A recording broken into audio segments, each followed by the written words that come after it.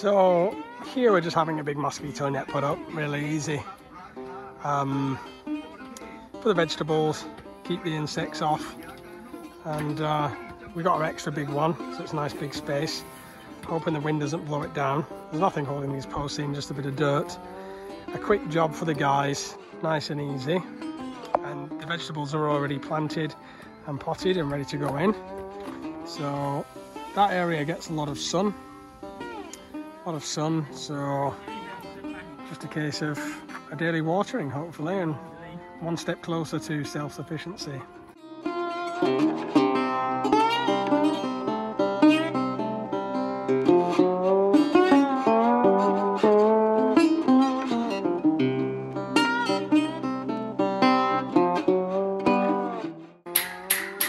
I have to admit, this is not what the locals do.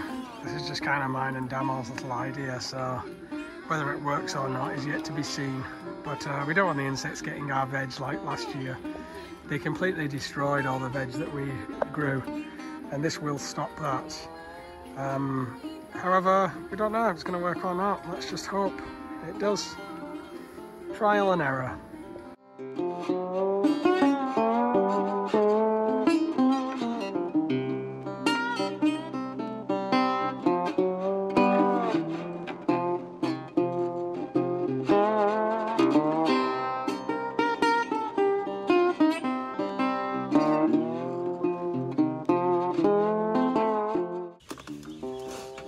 Professional gardener. We're doing it properly this time, and this is what I love, guys. Dirt, getting my hands dirty, the smell of it. That's not dirt, that is pig poo. it's pig poo and a dried brown rice compost. Sure. So it doesn't smell like poo anymore, it just smells like dirt. It's good. But it's just fantastic. How fast stuff grows in this is amazing. We put just a little bit on our flowers and the roses, and they just bloom, don't they, babe? Yeah. So this is going in all of the vegetables here. We've got bell peppers, we've got tomatoes, we've got hurapa, we've got parsley, we've got coriander, we've got chilies, we've got strawberries, we've got all Damo's, my wife's weed, all her weed plants. And we've even got an indoor weed plant grow now, where we can keep our weed plant in the vegetative state and use it as a mother to produce our CBD. We've also got cucumber. Really just mainly things that we eat, that we know we're going to eat. Tomatoes we're going to eat, we know we're going to eat cucumber, we know we're going to eat. We get through loads of this hurapa. So yeah, we're really excited about this. We're going to do it for real this time. We've been doing this for 3 years, and we only ever got to about 30% production. So now we're going to get to 60% production. Maybe 20%. Yeah. But if you include like the eggs and stuff like that, yeah. It's right. But we need to get to 60%, 70%. Yeah, of course, you have greenhouse. And then we got the greenhouse. Cheap investor, that one. Very cheap. Something like that. Stay away from my door. Trouble, stay away from my door. Trouble, come back, don't come around no more. Trouble, stay away from my door. Never stay away from my home. Never stay away from my home. Never go back and leave my soul alone. Never stay away from my home.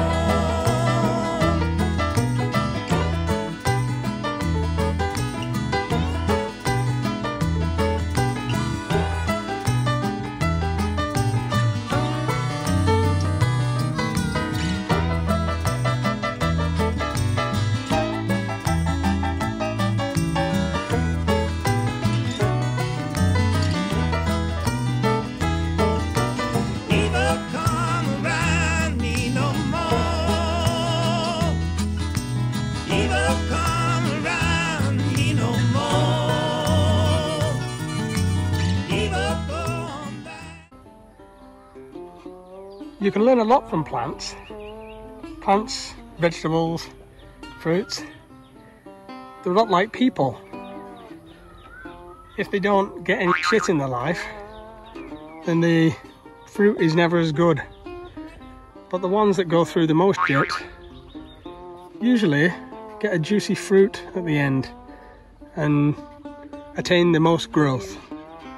If you're a person that's had your fair share of shit in your life, you'll know exactly what I'm talking about.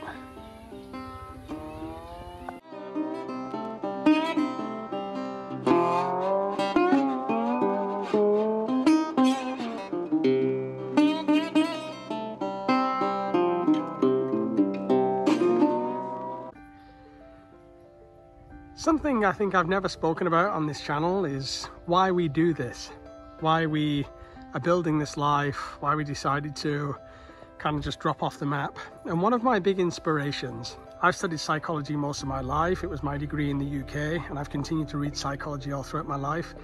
And one of the most influential psychologists on me was Carl Jung. And later in his life, Jung just decided to go and live in this little fairy tale castle that he built. And every time I see it, here it is. It just looks like a fairy tale. It's a beautiful little house by the lake. And the fact that he did that was always very interesting to me. This is what he said about it. It had no electricity, and so you had to pump the well, and there's no electricity. And Jung was very wealthy by this point, so he was a well-published author and a renowned psychologist. So he had the money to have electricity, but the reason he didn't is because he just said that's the way man is supposed to live, in this way where you're physically active and doing things. He became a bit of a loner, just him and his pipe, and I guess that's what we're like. Like, Damo doesn't have many friends, I don't have many friends, and we just want to kind of do our own thing, away from the collective, a little bit like Jung did. Now, obviously, we do have electricity and whatnot, but we are planting as much as we can and going as self-sustainable as possible. I'm also quite a bit younger than Jung, but I just feel that the time is right, mentally, psychologically, to live this life, because it's where I feel most at peace, most in the white light, most just in the flow of the Tao. Now, another one of my absolute favourite authors is Terence McKenna, who wrote Food of the Gods, and you can listen to his talks on YouTube, amazing talks. Towards the end of his life, he also retreated and created a kind of psychedelic garden where he grew many psychedelic plants. There are a couple of videos online of him walking people around his psychedelic garden, but it always inspired me, something that the fact that he did that, I was like, I really would love to do that. It would be my dream to have a shamanic garden one day and grow the medicinal plants that I really love, that make me very happy, that I love to learn about and know the properties of, and that have saved my life in many ways, that helped me quit my addictions to drinking and smoking. It was people like Terence McKenna that were there when I needed somebody to find a frame of reference to what was happening to me during my process. And Terence, later in life, he died of a brain tumour. So there are some recordings of him in his later life, and he was dying of a brain tumour. He just carried on doing what he loved, smoking his pot and reading his books, and he was an absolutely wonderful orator and speaker. If you've never heard anything from Terence McKenna, really do just type into YouTube his name, Terence with one R, not two, and find some of his talks. They are amazing to listen to just when you want to chill out in an evening or you're going on a long drive. They're life-changing talks. I didn't agree with everything that he said, but still his mind was very brilliant, as was Jung's. So in a nutshell, this place, this dream that we've created was very much inspired by Jung and Terence McKenna and these people that I've loved. And of course it's our own creation too. We didn't just want to copy somebody else. We've created ourselves. It's a mix of me and Damo. And that's kind of what we see we're doing here, going more and more self-sustainable, growing more and more vegetables, having more animals, and teaching our children that way of life too.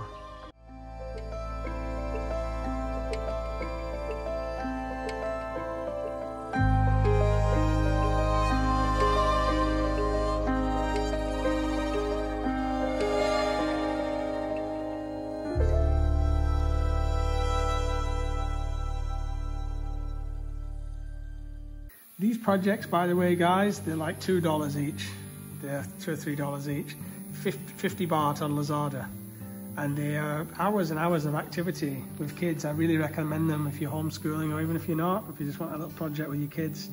They're fantastic and very cheap. Just blown away at the quality of them. And there's a huge selection too. There's like 20 or 30 of them. So definitely recommended. Really high quality Look, Daddy, it project. looks like really good. Like this, it looks like really good, Daddy. That's so cool, Tis.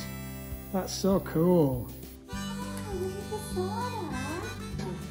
ต้องทำอันนี้การนี้เดี๋ยวมันก็ทำได้นะอันนี้ไม่ต้องการการซื้อเลยนะ And the other one. ไม่ใช่มันต้องทำอันนี้แบบนี้ปุ๊บแบบนั้นแล้วก็ปุ๊บมันดิกเกอร์ไหมนี่แบบนี้อ่ะมันเหมือนดิกเกอร์ไหมมันเก่งนะเนี่ยมันเหมือนดิกเกอร์ทิปดิวดิสเหรอทิปดิวดิสเหรอ I remember the days, all those years ago that never fade away. And I remember your face when you hit the ground. I can recall the time and place on a midnight walk. Oh my God. Through the old streets, trying to turn back the clock to the days of old. Back to the days when all the things we knew were made of gold. As the world moves on, time sings a song. In the old neighborhood, as the clock strikes one, the memory lives just as it stood, like a quiet dream. The shadows of that time are cast beneath the streetlight beam. As the world moves on, time sings a song. Don't cry. Don't cry. As the days move along, you can remember.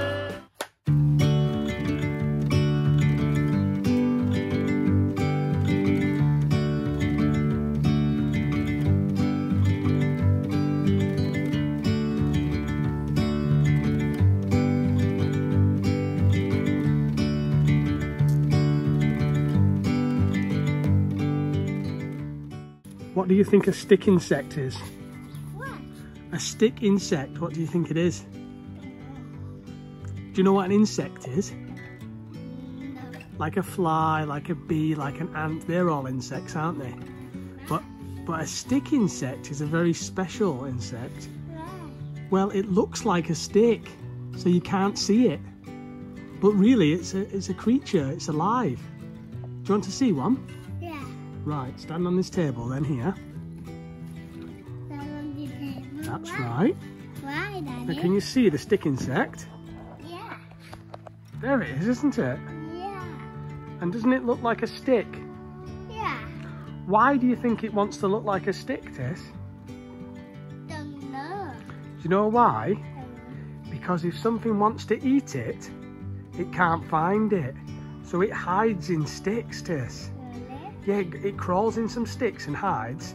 And then when something wants to come and eat it, like a little cat, it comes over and it goes, I can't see nothing. And a stick insect says, you can't see me because I look like a stick. And the cat said, oh, Daddy, I get you when you look like this, like that. But what did you do with? You can see it because it's on my hand, can't you? Yeah. But what if we put it in some sticks? Do you think you can see it then? Put it in where? Let's see. See? What? Look,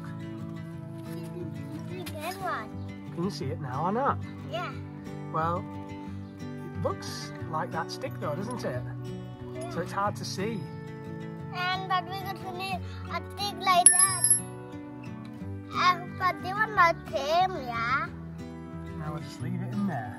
Why? Because it's going to go on its way now and live its life, isn't it? Really? Yeah. So as the title suggests, I'm going to be taking a little bit of time out. I'm going to be handing over the channel to Damo.